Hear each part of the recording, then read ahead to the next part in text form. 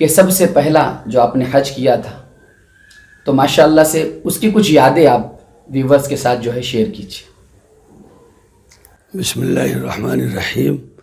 الحمدللہ رب العالمین، والصلاة والسلام علی سید المرسلین خاتم النبیین محمد وآلہ وصحبہ اجمعین، اما بعد۔ الحمدللہ اللہ تعالیٰ نے مجھے سب سے پہلے یہ سعادت 2001 میں بخشی تھی، اور اب 2023 ہے۔ اس وقت کے حج میں اور آج کے حج میں کافی فرق آ گیا ہے، کافی تبدیلی اور کافی ماحول بدل چکا ہے۔ اب اتنی تیزی سے وہاں پر پروگرام ہو رہے ہیں اور اتنی تیزی سے چیزیں بدل رہی ہیں کہ ہر 2-3 سال پرانی چیزیں،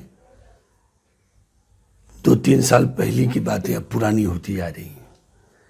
مثال کے طور پر جب میں نے پہلی دفعہ حج کیا تھا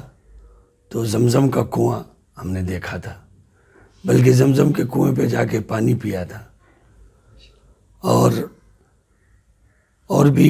کہیے کہ بہت سی چیزیں دیکھی تھیں۔ مثال کے طور پر ترکوں کا قلعہ دیکھا تھا، جہاں پر آج وہ کلاک ٹاور ہے، لیکن اب وہ ظاہر ہے یہ چیزیں اب نہیں ہیں۔ ابھی ماشاءاللہ اس کی جو توسیع ہو گئی ہے وہ بہت وسیع ہے، اور ماشاءاللہ تعمیرات میں اس وقت مکہ مکرمہ دنیا میں شاید پہلے نمبر پر ہو۔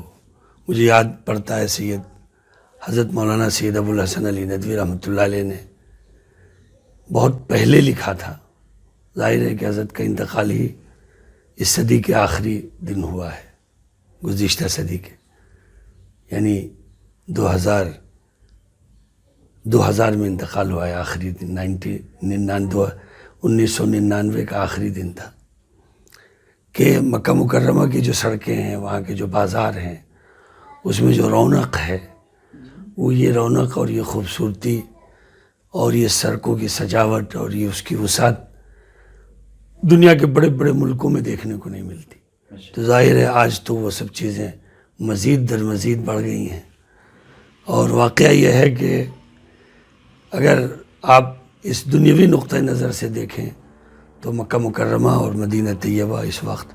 دنیا کے ایڈوانس ترین شہروں میں سے ہے، جہاں آپ کو